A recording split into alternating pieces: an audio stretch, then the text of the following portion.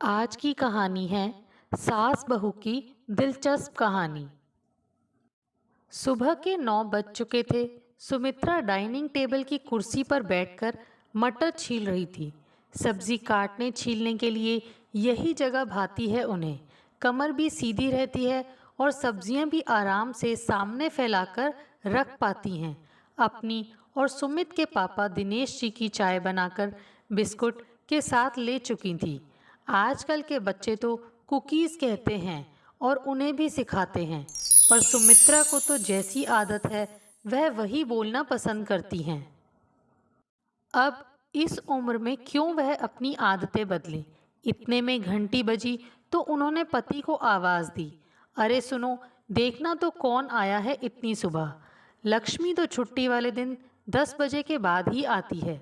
दिनेश जी ने दरवाज़ा खोला तो पड़ोस की कांता भीतर तक ही आ गई। अरे सुमित्रा, सुबह से काम में लग जाती हो।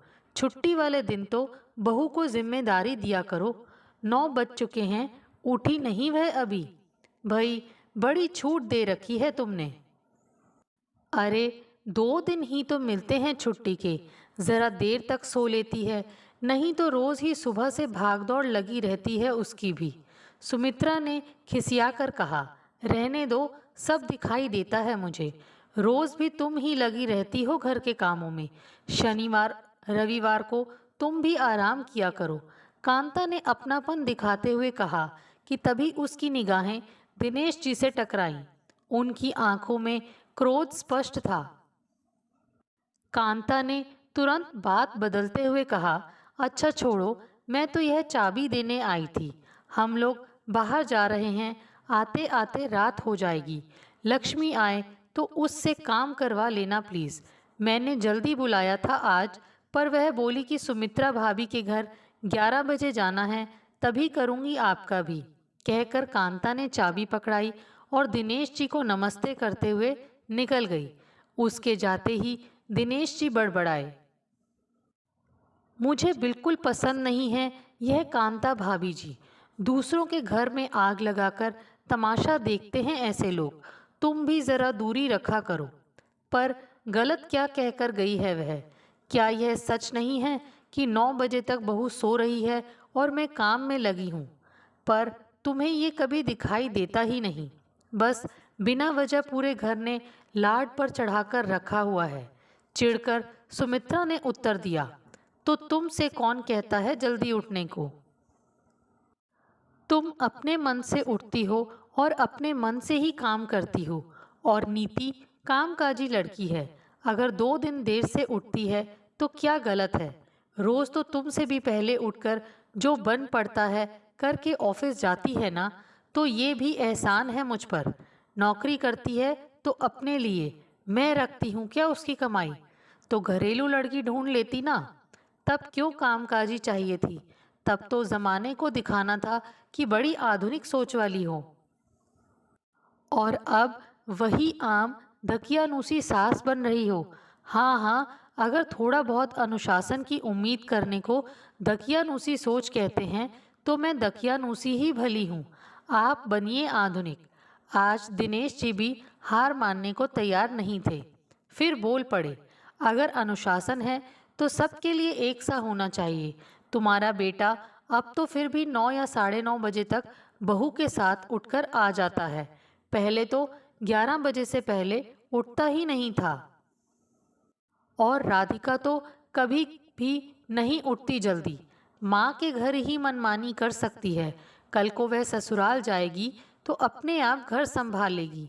सुमित्रा ने फौरन तरफदारी की। हाँ, ये तो है। अगर तुम्हारे जैसी सास उसे भी मिली तो रो के या हंस के संभालना ही पड़ेगा। दिनेश जी ने फौरन चुटकी ली। इतने में सुमित के कमरे का दरवाज़ा खुला और नीति मुस्कुराती हुई बाहर आई। गुड मॉर्निंग मम्मा। गुड मॉर्निंग पापा जी। एक एक चाय और लेंगे आप दोनों? दिनेश जी ने फौरन हामी भरी। सुमित्रा मना करती कि तभी सुमित भी बाहर आ गया और बोला, सबकी बना लो, तुम्हारे हाथ की चाय को कौन मना कर सकता है? अब तो सुमित्रा सचमुच मना करना चाहती थी, पर बेटे की खातिर चुप रह गई। चाय पीते पीते ही नीति ने नाश्ते की तैयारी कर ली। आज सबको गरम गरम पनीर के पराठे मिलने वाले थे नाश्ते में। नीति हर छुट्टी पर कुछ ना कुछ अलग बनाती ही थी। कामकाज में सुमित्रा जितनी दक्ष ना सही, पर फिर भी होशियार ही थी। सुमित्रा अब भले ही अपने सर्वगुण संपन्न होने का दावा कर ले, पर सच तो यह है कि गोल रोटी बेलना उन्हें उनकी सास ने ही सिखाया था। अब यह अलग बात है कि हर काम सिखाते हुए ताने उलाने भी दिल खोल कर दिए उन्होंने कि माँ ने कुछ सिखाकर नहीं भेजा। खैर, जो भी हो, उम्र के साथ अनुभवी होती चली गई वह।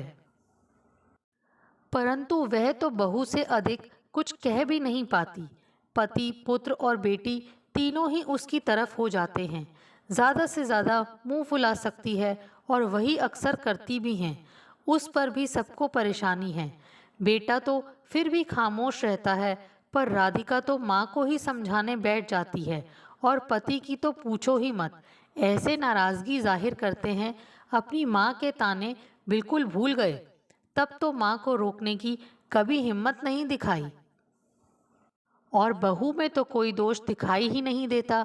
सारी कमियां भी पत्नी में हैं और सारा रौब भी पत्नी पर ही चलता है। नाश्ता तैयार हो गया था। पनीर के पराठे वाकई स्वादिष्ट थे।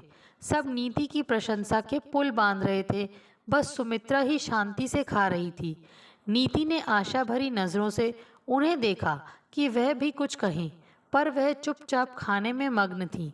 जब बहुओं की प्रशंसा की बारी आती है तो सासें आम तौर पर कंजूस हो ही जाती हैं। वहीं जब सवाल बेटियों का हो तो अवगुणों में भी गुण तलाश ही लेती हैं। ये नीति समझदार थी, कभी किसी से कुछ न कहती। माँ के खिलाफ सुमित से भी कभी कुछ नहीं कहा उसने। फिर भी बेवजह कि इस रूखेपन से कभी कभी दिल भर आता था उसका। दिनेश जी के पैतृक नगर से उनके फुफेरे भाई की बेटी के विवाह का निमंत्रण आया। उनकी बुआ अभी जीवित थी और उन्होंने सपरिवार आने का आग्रह किया था। सुमित 1 महीने के लिए विदेश गया हुआ था। सुमित्रा का रक्तचाप पिछले कुछ दिनों से बढ़ा हुआ चल रहा था। उन्होंने जाने में असमर्थता व्यक्त की। किसी को तो उनके पास रुकना ही था, तो नीति ने सहर्ष रुकना स्वीकार किया।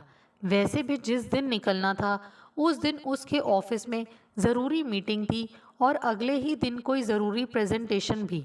दिनेश जी के साथ राधिका लखनऊ चली गई। 3 दिन के तो विवाह के कार्यक्रम ही थे।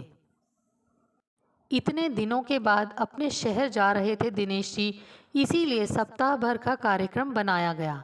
राधिका तो वैसे भी लखनऊ से चिकनकारी की खरीदारी को लेकर उत्साहित थी।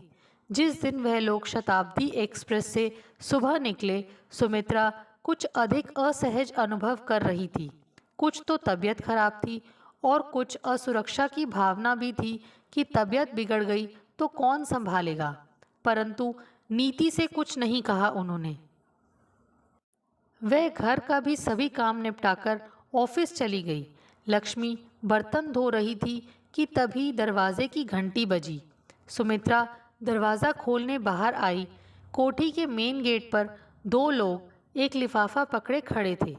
सुमित्रा ने प्रश्नवाचक दृष्टि उन पर डालकर कुछ पूछने के लिए मुंह खोला ही था कि उनमें से एक लिफाफा आगे करते हुए बोला, आपका ही नाम सुमित्रा है और यह घर आपके ही नाम है ना?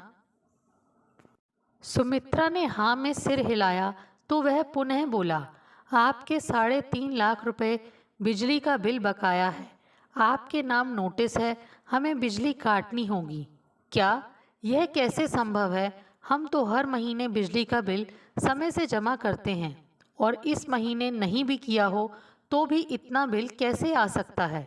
सुमित्रा को घबराहट हो गई। आपकी प्रॉपर्टी कमर्शियल है, ऊपर से साल भर से आपने बिल घरेलू खपत के हिसाब से भरा है। बिल तो जल्द से जल्द भरना ही पड़ेगा, तब तक के लिए बिजली तो काटी ही जाएगी।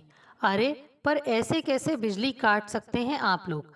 पहली बात तो यह कमर्शियल प्रॉपर्टी नहीं है, यहाँ अब कोई बिजनेस नहीं होता। दूसरे, बिना किसी नोटिस के आप ऐसा कैसे कर सकते हैं? अभी तो कोई घर पर भी नहीं है। परिवार के लोग बाहर गए हैं और बहू ऑफिस। मुझे तो वैसे भी इन बातों की समझ नहीं है। सुमित्रा को अपने पैरों के नीचे से जमीन हिलती हुई सी प्रतीत हो रही थी। घबराहट के मारे उन्हें चक्कर सा आने लगा था। नोटिस तो पहले भी आया होगा डिपार्टमेंट से, आप लोगों ने ही लापरवाही की होगी। हम मजबूर हैं, हमें अपना काम करने दीजिए। लक्ष्मी भी जोर जोर की आवाज़ें सुनकर बाहर निकल आई थी। पूरा माजरा तो उसकी समझ में नहीं आया, पर सुमित्रा की घबराहट देखकर उसने नीति को फ़ोन लगा दिया। नीति ने फ़ोन पर उन लोगों से बात करवाने के लिए कहा तो उनमें से एक ने नीति से भी वही सब दोहरा दिया। मैं अभी ऑफिस में हूँ, थोड़ी मोहलत तो चाहिए ही। रकम बहुत बड़ी है और मुझे तो इसके बारे में कोई जानकारी भी नहीं है। परिवार के लोगों के वापस आने तक आप बिजली नहीं काट सकते। मम्मी को तो पता भी नहीं है कि क्या करना है। आप प्लीज़ कल मुझसे मिलिए और सब विस्तार से बताइए। नीति ने स्थिति स्पष्ट की। और क्या बताना है मैडम, यही है जो अभी बताया। ठीक है, आप कल मिलिए और 15 दिनों की मोहलत मैं दिलवा सकता हूँ पैसों के इंतज़ाम के लिए, पर उसके लिए मेरे चाय पानी का इंतज़ाम कर दीजिएगा बस। कितना खर्चा आएगा आपके चाय पानी में? उधर से नीति ने पूछा। अब रकम बड़ी है तो 20,000 तक तो कर दीजिए, हमारा भी, उसने बड़ी ही ढीठता से कहा। तो नीति ने अगले दिन मिलने के लिए हामी भर दी।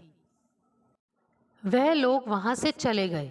नीति ने सुमित्रा को सांत्वना दी और जल्दी ही घर पहुंचने का आश्वासन देने के साथ फोन रख दिया। परंतु सुमित्रा की घबराहट कम होने का नाम ही नहीं ले रही थी। वह निढाल सी बिस्तर पर पड़ गई। वह उस दिन को कोस रही थी जब उन्हें भी बिजनेस करने का भूत सवार हुआ था। सुमित का विवाह नहीं हुआ था तब मायका जयपुर में होने की वजह से जब भी वे वहां जाती, कॉलोनियों की सहेलियां कुछ न कुछ लाने की फरमाइश कर देती। एक दिन किसी की सलाह पर छोटा सा बिजनेस ही शुरू करने की ठान ली।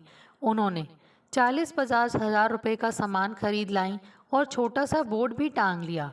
तब घर में किसी ने नहीं सोचा था कि यह बोर्ड लगाना इतना भारी पड़ जाएगा। किसी पहचान वाले ने ही जलन के मारे शिकायत कर दी और एक छोटे से कमरे में शुरू किए गए छोटे से व्यापार की वजह से पूरी कोठी का ही कमर्शियल प्रयोग का बिजली का बिल आ गया।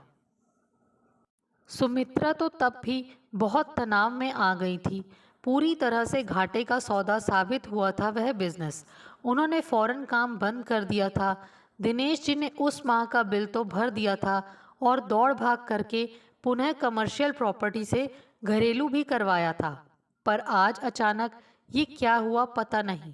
जब घबराहट कम नहीं हुई सुमित्रा की तो लक्ष्मी पड़ोस से कांता को बुला लाई। उसने नीति को भी दोबारा फोन लगाया, पर मीटिंग में होने की वजह से वह इस बार फोन नहीं उठा सकी। कांता के हाथ फिर नीति के खिलाफ बोलने का अवसर आ गया। कांता कहने लगी, अरे वह कहाँ उठाएगी, इससे तो बेहतर किसी डॉक्टर को फ़ोन कर लक्ष्मी। डॉक्टर का नंबर थोड़ी ना है मेरे पास भाभी, और नीति बहू ऐसी नहीं है, ज़रूर बिजी होंगी, देखना अभी फ़ोन आता होगा उनका। तुझे बड़ा भरोसा है उस पर?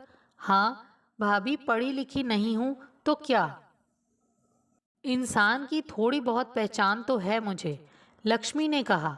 तो कांता ने मुंह बिचकाया। वास्तव में मीटिंग समाप्त होते ही नीति फौरन घर पर फ़ोन लगाया। फ़ोन लक्ष्मी ने ही उठाया और सुमित्रा की तबीयत की जानकारी दी। नीति डॉक्टर को लेकर आधे घंटे में ही घर पहुंच गई। डॉक्टर के जाने के बाद नीति ने सुमित्रा को धीरज बंधाया और उनके सिर में हल्की मालिश कर उन्हें सुला दिया। कुछ दवा का असर था और कुछ नीति के धीरज देने का। सुमित्रा जब सोकर उठी तो हल्का अनुभव कर रही थी। नीति ने परिवार में किसी को इस बारे में कुछ नहीं बताया। कांता ने जब इस बारे में पूछा तो उनसे भी उसने यही कहा, पापा और राधिका इतने दिनों में कहीं गए हैं, उनका वहाँ मन नहीं लगेगा और वह मन से फंक्शन में सम्मिलित नहीं हो पाएंगे। हो सकता है कि वे वापस भी चल पड़ें। मैं संभाल तो रही हूँ, अगर ज़रूरी लगा तो बता दूंगी। और सुमित तो इतनी दूर से क्या कर पाएंगे, तो क्यों परेशान करना। सुमित्रा यद्यपि चाहती तो थी कि ऐसे में उनका कोई अपना वहाँ होता, फिर भी उन्हें नीति की बात उचित लगी। अगले दिन नीति की जो महत्वपूर्ण प्रेजेंटेशन थी ऑफिस में, उस पर उसकी पदोन्नति भी निर्भर करती थी, परंतु बिना किसी हिचकिचाहट के उसने उस दिन छुट्टी ले ली और सुमित्रा को इस बारे में बताया तक नहीं। उसने एंटी करप्शन ब्यूरो को भी फ़ोन करके सारी जानकारी दे दी थी और रिश्वतखोरी के इल्ज़ाम में अगले दिन उन दोनों व्यक्तियों को रंगे हाथ पकड़वा दिया। सुमित्रा को बिजली घर साथ ले जाकर पुनः महत्वपूर्ण दस्तावेज निकलवाकर जो भी त्रुटि थी वह उसने ठीक करवाई। सब देख समझ रही सुमित्रा अब भी मुंह से कुछ नहीं कह रही थी, परंतु नीति की काबिलियत का वह मन ही मन लोहा मान रही थी और कहीं ना कहीं उनका पाषाण हृदय पिघलता जा रहा था। नीति तो उनकी आंखों में संतुष्टि देखकर ही स्वयं को धन्य समझ लेती थी। हालांकि उसका भी दिल चाहता था कि कभी तो सासू माँ प्यार के दो बोल नीति के लिए भी बोल दें, कभी तो सिर पर आशीर्वाद का हाथ रखकर दिल से दुआएं दें, पर ऐसा हो न पाता। वैसे सुमित्रा का दिल तो सचमुच आशीर्वाद देने लगा था अब नीति को, परंतु सास बहू के रिश्ते के बीच कठोरता की जो दीवार सुमित्रा ने खुद ही खींच दी थी, वह अब चाहकर भी उसे गिरा नहीं पा रही थी। नीति प्रारंभ में प्रयास करती भी थी, परंतु जब सफल नहीं हो सकी तो उसने इसे नियति मान लिया था, क्योंकि यह सुमित्रा का स्वभाव तो हरगिज नहीं कहा जा सकता था। स्वभाव तो तब होता ना जब सबके साथ वह ऐसा ही व्यवहार करती, पर वह तो केवल नीति के साथ कठोरता का आवरण चढ़ाकर रखती थी। दिनेश जी और राधिका वापस आए तो राधिका नीति को अपने द्वारा की गई शॉपिंग दिखाने को लेकर बहुत उत्साहित थी। दिनेश जी के पास भी सुमित्रा को बताने के लिए दुनिया भर की बातें थी, परंतु सुमित्रा के पास कहने को उन दोनों से भी कहीं कुछ अधिक था। जब सुमित्रा ने सब हाल सुनाया तो दिनेश जी हतप्रभ रह गए कि कैसे उनकी छोटी सी कोमल सी बहू ने सब कुछ संभाला होगा। सुमित्रा ने सब कुछ विस्तार से बताया कि कैसे नीति ने पूरे सप्ताह की छुट्टी लेकर इस समस्या से समाधान के साथ सुमित्रा को भी तनाव मुक्त रखने की पूरी चेष्टा की। और भाभी की प्रेजेंटेशन का क्या हुआ, वह भी तो इसी हफ्ते थी। राधिका ने पूछा। प्रेजेंटेशन? नीति ने तो कुछ नहीं बताया, सुमित्रा बोली। उनका तो प्रमोशन भी उसी के आधार पर होने वाला था। कितनी उत्साहित थी वह इसे लेकर। इतने में नीति चाय के साथ हाजिर हो गई और हंसकर बोली, प्रमोशन का क्या है, कुछ दिनों बाद हो ही जाएगा। नौकरी परिवार से बढ़कर तो नहीं है ना। अभी माँ को और घर को मेरी ज़रूरत ज़्यादा थी। सुमित्रा का जी चाहा कि बहू को गले लगा लें, पर उसी दीवार ने फिर रोक लिया जो उनकी स्वयं की खींची हुई थी। शाम को कांता मिलने आई तो वही पुराना राग अलापने लगी।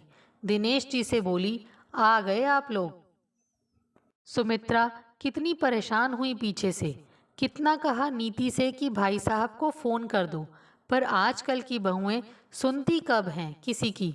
परंतु आज सुमित्रा फौरन बोली, जब आजकल की बहुएं हमारी पीढ़ी से अच्छे निर्णय लेने की क्षमता रखती हैं तो हमें भी हर बात में अपनी नहीं चलानी चाहिए ना कांता। मेरी बहू तो लाखों में एक है और ये उसने पूरी तरह सिद्ध कर दिया है। सर्वगुण संपन्न है वह।